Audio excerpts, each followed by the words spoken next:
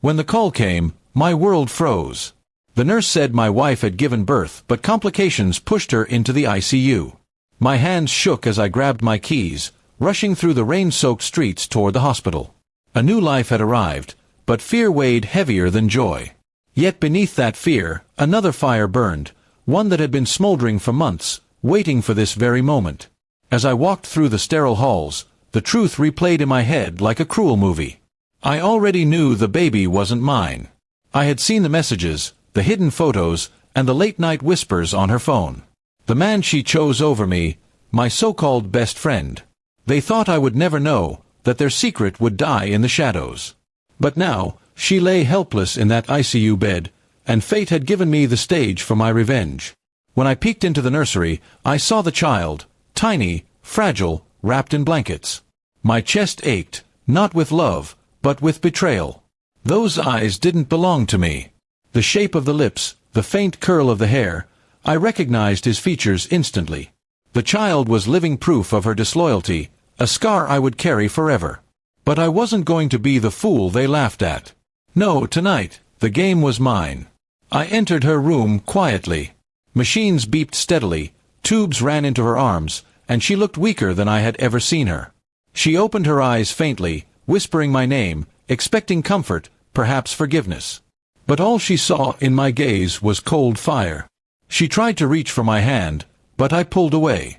"Save your strength," I said flatly. "You'll need it for what's coming." Her lips trembled. She knew. She could see it in my eyes that I wasn't here as her savior, but as her reckoning. "Please," she muttered, "I can explain." But I had no desire to hear excuses. Explanations don't erase betrayal, and lies don't turn a stranger's child into mine. I leaned close and whispered, "The only reason I'm here is to make sure you lose everything, like you made me lose my dignity." I had prepared everything beforehand. Documents proving her infidelity, paternity tests confirming the truth, messages copied and printed. I had already spoken with my lawyer. While she fought for her life in this room, her future outside was already slipping away. The house, the accounts, the reputation she cherished, it was all about to collapse. My revenge wasn't going to be swift. It would be slow, precise, and unforgettable. She cried weakly, begging me not to abandon her, but the irony struck me hard. Where was her loyalty when she invited another man into her arms? Where was her mercy when she mocked me behind my back? I told her the child would never carry my name, that I would never raise another man's son. "You chose him," I said coldly, "so let him take care of you now." When the nurses asked if I wanted to sign papers for the baby's discharge, I shook my head. "I'm not the father," I said loudly enough for everyone to hear. Whispers spread instantly. The shame she feared most was already blooming around her. Her betrayal was no longer a secret. It was exposed under the brightest lights of all. Hours passed, and I sat in the waiting area, letting her drown in her thoughts. She must have realized by then that everything was slipping through her fingers. Her parents arrived, confused and worried. I handed them the files silently. Her mother gasped. Her father's face turned pale with rage. "She did this," he whispered. I only nodded. My revenge was no longer mine alone. It was carried by every disappointed gaze that fell upon her. When she was stable enough to leave the ICU, she looked for me. But by then, I was already gone. I left her with nothing but the echo of betrayal. She would wake to find divorce papers waiting, her family's disappointment heavy on her shoulders, and the world knowing the truth of her sins. I walked out of that hospital without looking back. The rain had stopped, but my storm had just ended. For the first time in months, I felt free. Free from lies, free from her poison, free from carrying another man's bloodline as my own.